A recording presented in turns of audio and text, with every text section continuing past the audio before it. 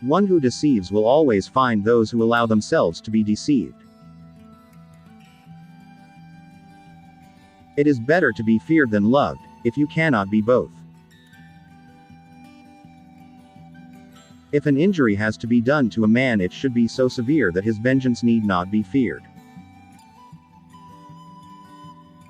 It is double pleasure to deceive the deceiver. He who wishes to be obeyed must know how to command. The more sand has escaped from the hourglass of our life, the clearer we should see through it. Men should be either treated generously or destroyed, because they take revenge for slight injuries, for heavy ones they cannot. There is no avoiding war, it can only be postponed to the advantage of others. There is nothing more difficult to take in hand, more perilous to conduct, or more uncertain in its success, than to take the lead in the introduction of a new order of things. Whosoever desires constant success must change his conduct with the times. I'm not interested in preserving the status quo, I want to overthrow it. The first method for estimating the intelligence of a ruler is to look at the men he has around him. Never was anything great achieved without danger. Men ought either to be indulged or utterly destroyed, for if you merely offend them they take vengeance, but if you injure them greatly they are unable to retaliate, so that the injury done to a man ought to be such that vengeance cannot be feared. The promise given was a necessity of the past. The word broken is a necessity of the present.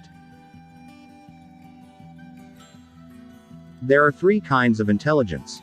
One kind understands things for itself, the other appreciates what others can understand, the third understands neither for itself nor through others. This first kind is excellent, the second good, and the third kind useless. Men rise from one ambition to another. First, they seek to secure themselves against attack, and then they attack others. War should be the only study of a prince. He should consider peace only as a breathing time, which gives him leisure to contrive, and furnishes his ability to execute, military plans. Where the willingness is great, the difficulties cannot be great. Men are so simple and so much inclined to obey immediate needs that a deceiver will never lack victims for his deceptions. Hatred is gained as much by good works as by evil. Severities should be dealt out all at once, so that their suddenness may give less offense. Benefits ought to be handed out drop by drop, so that they may be relished the more. There is no surer sign of decay in a country than to see the rights of religion held in contempt. The main foundations of every state, new states as well as ancient or composite ones, are good laws and good arms. You cannot have good laws without good arms, and where there are good arms, good laws inevitably follow. No enterprise is more likely to succeed than one concealed from the enemy until it is ripe for execution. It is necessary for him who lays out a state and arranges laws for it to presuppose that all men are evil and that they are always going to act according to the wickedness of their spirits whenever they have free scope. One change always leaves the way open for the establishment of others. A prince never lacks legitimate reasons to break his promise. A son can bear with equanimity the loss of his father, but the loss of his inheritance may drive him to despair. Of mankind we may say in general they are fickle, hypocritical, and greedy of gain. God is not willing to do everything, and thus take away our free will and that share of glory which belongs to us. It is much more secure to be feared than to be loved. Since it is difficult to join them together, it is safer to be feared than to be loved when one of the two must be lacking. A return to first principles in a republic is sometimes caused by the simple virtues of one man. His good example has such an influence that the good men strive to imitate him, and the wicked are ashamed to lead a life so contrary to his example. When you disarm the people, you commence to offend them and show that you distrust them either through cowardice or lack of confidence, and both of these opinions generate hatred.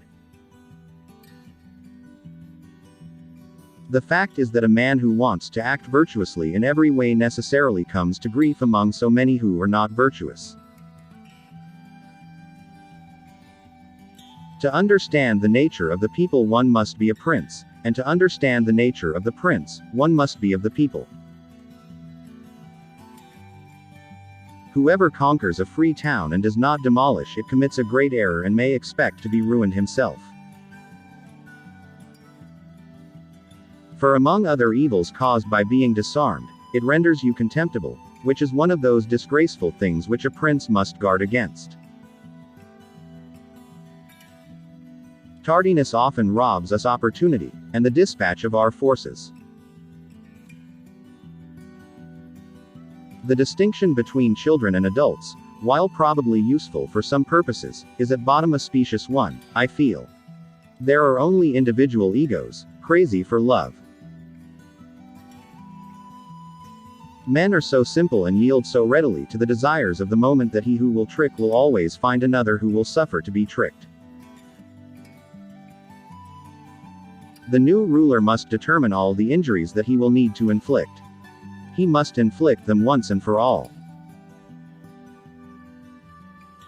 A wise ruler ought never to keep faith when by doing so it would be against his interests.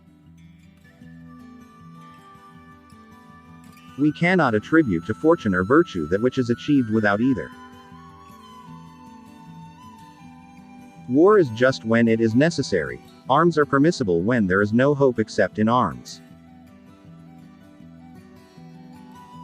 The one who adapts his policy to the times prospers, and likewise that the one whose policy clashes with the demands of the times does not. Princes and governments are far more dangerous than other elements within society. The wish to acquire more is admittedly a very natural and common thing, and when men succeed in this they are always praised rather than condemned. But when they lack the ability to do so and yet want to acquire more at all costs, they deserve condemnation for their mistakes. It is much more secure to be feared than to be loved.